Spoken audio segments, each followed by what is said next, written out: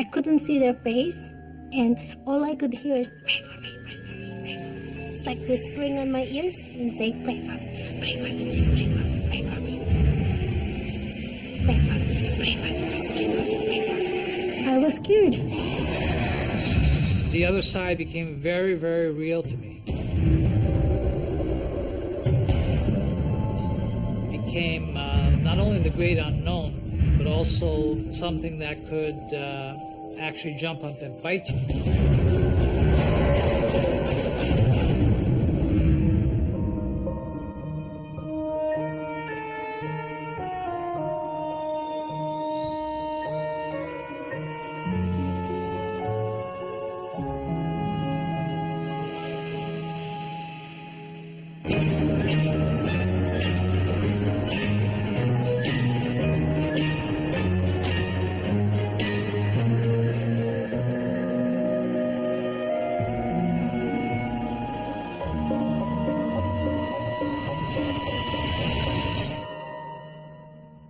I grew up with a big family, 14 children, 7 boys and 7 girls. I'm number 13. My father and my mother are very religious. Like, example, back home, at 6 o'clock, if you hear the bell ring, you have to stop and pray. My father had planted a good seed on us, and every one of us are very religious. Exorcisms, priests in flowing black, spinning heads. We've all seen films like The Exorcist. Demonic battles waged using the tools of religion as weapons.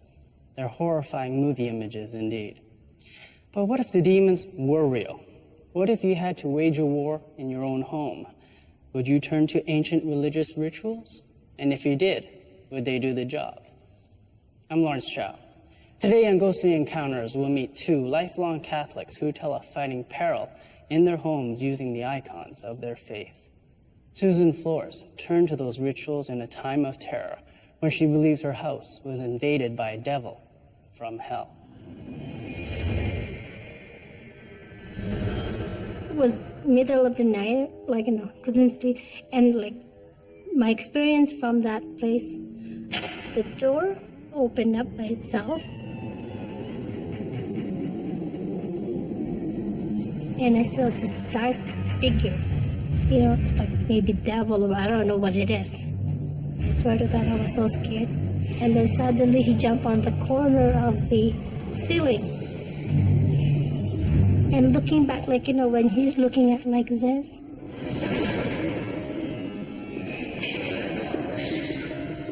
And I closed my eyes because I don't want to jump on me. The one I saw was a dark figure. It's like a devil. I couldn't see the face, but the figure is it's not from here. It's scary. It's like an animal, but it's a human figure, and still it has this smell. You could say, oh, it's a rotten egg, but this one's a different smell. I don't know, I cannot describe it.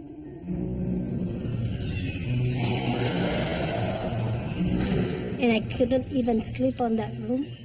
I couldn't even go by myself. I had to have somebody with me. That place is haunted.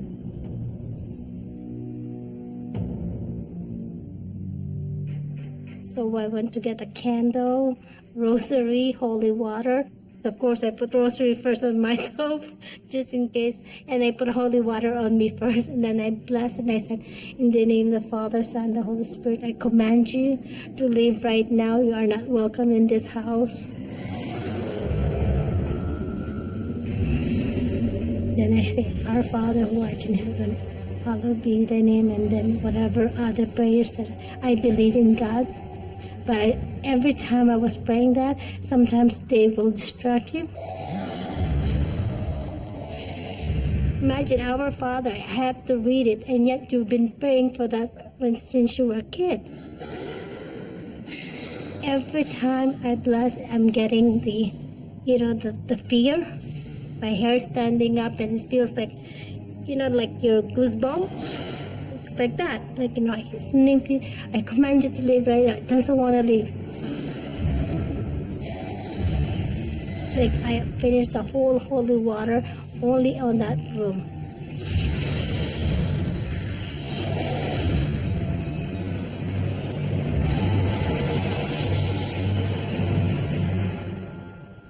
And then it was gone. It was gone.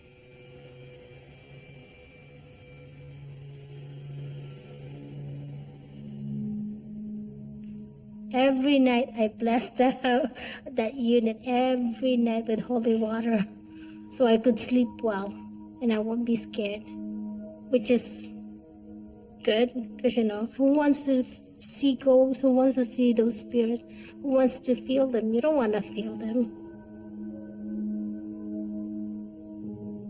There's some spirit that's like they don't want to leave, and doesn't matter. You could finish the whole bottle of holy water, and still they're still giving you the goosebump and the thing. And I guess that's the one, the evil one. The good one, they just leave. And sometimes they're just asking for your prayers. Once you say your prayer for them, and that's it, they leave you. Susan's experience is lifted right out of a Catholic tradition that tells of battles with demons. But that wasn't the only ritual from her faith that Susan had to deal with. For Catholics also believe we can communicate with spirits of the dead. I remember clearly because that was after we watched Matt Houston, was 11 o'clock. My husband said, "Oh, I'm going to watch the news." I said, "Okay." So I went to bed.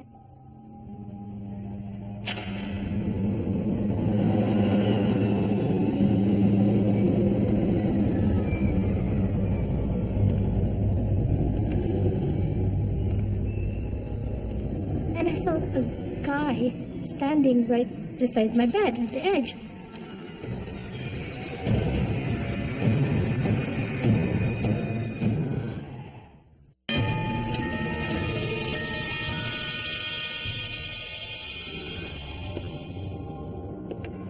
And I saw a guy standing right beside my bed at the edge. And this guy bent over like this and leaning like this on me and, like help me or something like that. And I said, "Oh my God," and I saw the bandage. It's a guy between mid-20s, skinny, tall. And when you're scared, you can't scream. Nothing come out. And you froze. I closed my eyes, I shut my eyes because you don't want to see it, right? When you close your eyes, you shut it, I don't know how did he leave. I couldn't move for half an hour. And next thing I know, I saw my husband sleeping, snoring in the living room. And I said to him, "Why didn't you hear me scream?" He said, "No, you fell asleep." He said, "Oh, you're just imagination. Next time, call me when you've seen it." It doesn't bother me because some people, they don't believe on ghosts, right? They might think you're cuckoo crazy, but, there's something out there.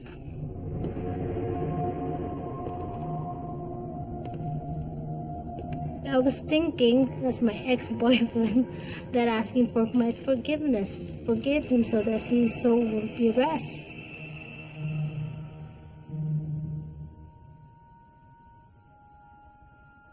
Somebody told me to light a candle, so that's what I did.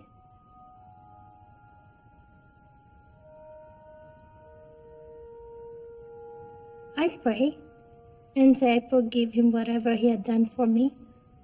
And, that may he rest his soul.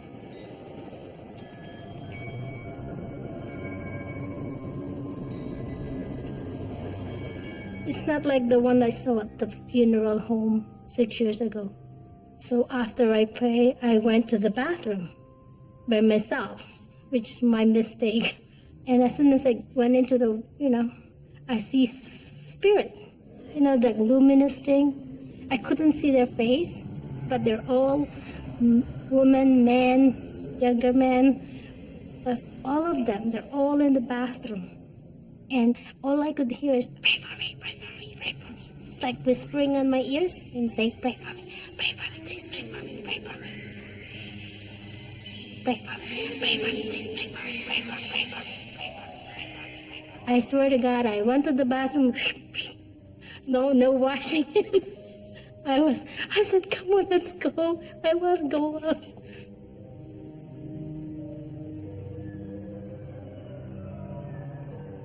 I think a lot of spirit, they're asking for prayers.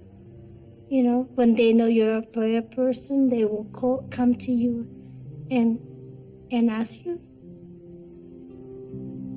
I think it takes them away from purgatory or something and carry them to the next stage of, you know what I mean? Probably people with lost souls or who doesn't have anybody to pray for them. That's where I look at it. There's a long Catholic tradition of spirits, demons, and paranormal saints. Catholics have sacraments like baptism and communion because they believe material can convey spiritual power. Those materials include blessed water and oil, the tools Susan used when she purged her house. Alex Roman is a political consultant who also grew up believing in the power of those rituals, and he put them to the test when he moved into a new house that seemed to be possessed by something demonic. We worked on the home throughout the summer, and there was no electricity because everything was basically ripped out inside. But I was there by myself well into the night. There was always this terrible feeling that I was being watched. And I would leave, and it's almost as if you want to pull back and turn around and you expect to find someone there, but there's no one. We moved in to our new home on November 7th, 2002. From that day forward, we had a tremendous amount of poltergeist activity. Loud knocking in the middle of the night, every night.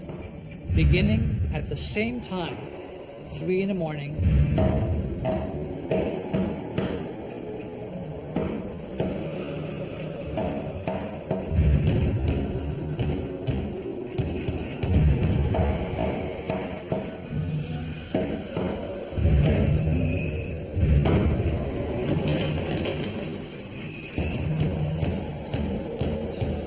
I remember walking out into the hallway, and I thought for sure someone was trying to break the door down. It's the same sound that one would have if one would take one's knuckles. So it wasn't like a steel rod or a wooden pole being hit against wood.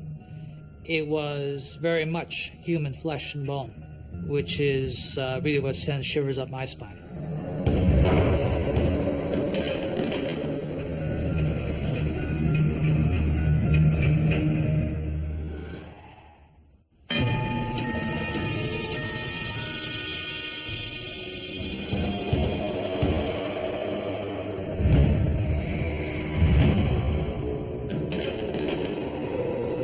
We had a tremendous amount of poltergeist activity. I took some blessed water. It wasn't really an exorcism, but just basically a basic purging.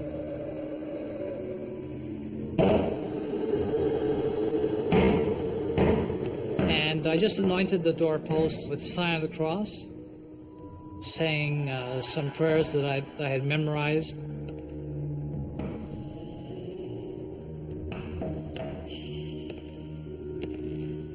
And that seemed to bring it under control, and later on we had a formal blessing as well. The house feels much more livable. We used to be afraid after the knocking started to go in without the lights on. It was always a big issue. It feels it has an actual aura of warmth to it. Nobody would want a poltergeist in their house. But I wonder if we'd all be so decisive in dealing with one. Alex knew what to do. He'd known since he was a little boy. He knew how to fight back using some old familiar tools because he'd seen it all before and in a much bigger way.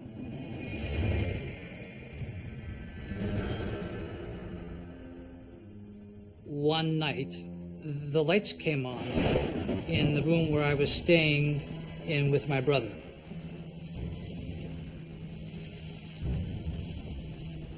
Then the furniture began to move into the center of the room.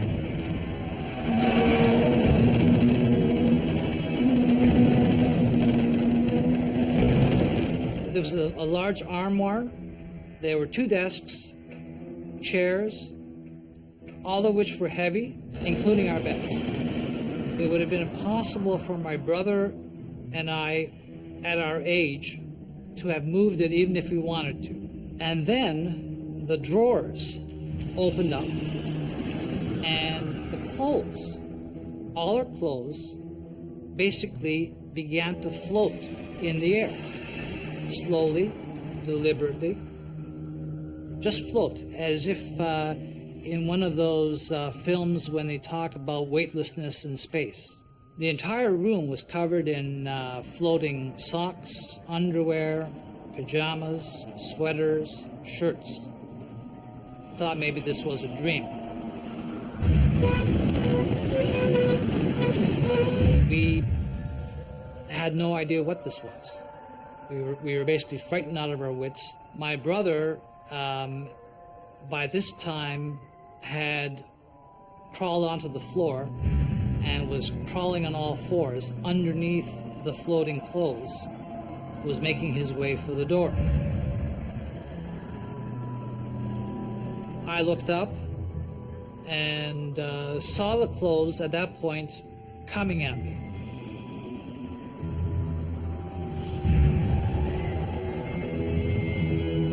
I thought for sure I was going to have my face covered with all these clothes. I was going to be smothered. It was almost as if someone was trying to tie me down. The pajamas were actually rolled up. There was a religious icon, Our Lady of Perpetual Help, on the wall. In fear, I quickly looked at it, as if to say, "Help!" Looking back on it, it was almost as if there was some spiritual hand saying, "Thus far and no further." The scariest thing about the experience is this whole idea that I could have had my face covered. What would I have done? And upon reflection, I've always felt that it was because I glanced at the picture in an attitude of help, I need help, that my face wasn't covered. I checked the window. The window was shut. There was no air coming from anywhere, and certainly not anything that could have made clothes float in an entire room. Our parents still had not come by to see what the matter was. When they finally did come into the room and saw the clothes all over and the furniture moved, they gently scolded us for being up to no good. The problem was that these things continued. It was always a potential threat, and it always remained beneath the surface until finally, I think our parents believed us when they saw these heavy armoires being moved, and they knew that there was no way we could have moved them, and it became a safety issue. I think they themselves must have heard, or they must have seen something that led them to call in a priest to hold a minor exorcism.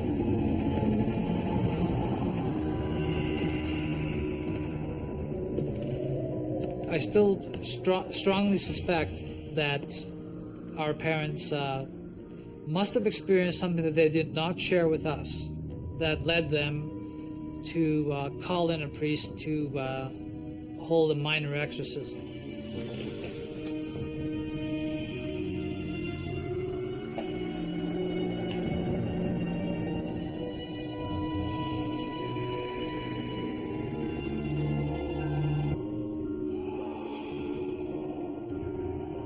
we had a priest come in who asked my brother, since he was very, very sensitive to this, he was actually going into quite a depression.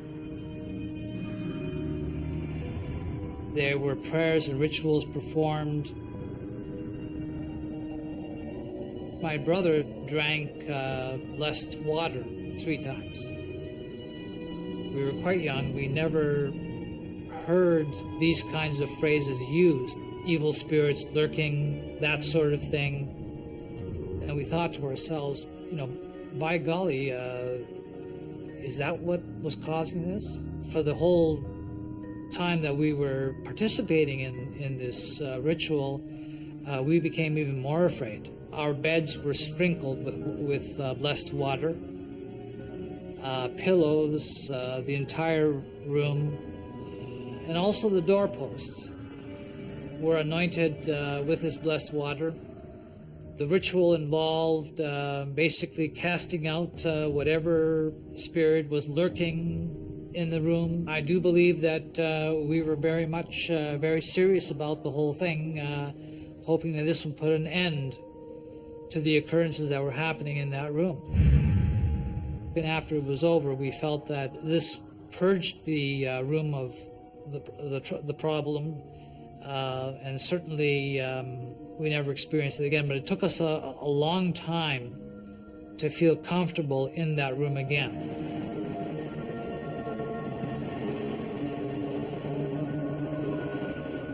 Spirituality became, as a result of these very physical experiences, it clothed a lot of ethereal subjects with an aura of reality.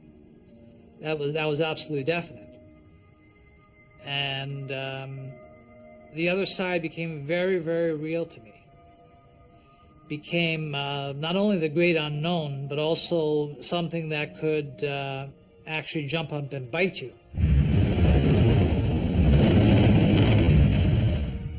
One actually can think about it, well, did that really happen? I look at the desk, and that's almost as if it's a tangible connection with the past that says to me, yes, it did happen. I still have it, as my brother has his. I keep it as a memento. Every time I pass by and look at it, it reminds me of this experience that I had growing up, and also that, oddly enough, that a spiritual hand had touched it, whether it was a good one or a bad one. But it had been connected to the other side. Alex ran through the Holy Handbook for Banishing Demons, both large and small. Our theological expert, Dr. David Reed, tells me Catholics believe some spirits are more powerful than others. That's why sometimes a purging is all it seems to take to get rid of a spirit. Others appear to be so strong that they demand a full exorcism. Catholics also believe spirits can be good or evil. And while Alex believes he's only run into malevolent forces, Susan feels she's seen both sides. Regardless of the intent of the spirits they talk about, both Alex and Susan are clearly empowered by their icons, and both handle their experiences in the context of lives shaped by religion and ritual. An order of nuns came to live in that house. I visited with them some years later, told them about this experience, and they said that they had not had anything similar happen to them while they were in the house. And I like to think that the exorcism did its work. Now, I found it's like a positive thing for me. Before I was so afraid, but now, I just realized there's some, people are asking for prayers, like souls that nobody had prayed for them. Now I accept it. Man ships himself home, avoids airfare. Urban legends. Streaker's getaway car stolen. Tales told and retold forever. One night stand costs man kidney. But are they real or man-made myths? Aviator flies high in lawn chair. At last, the truth will be told. Urban Legend. Tuesdays at 11, only on Bio.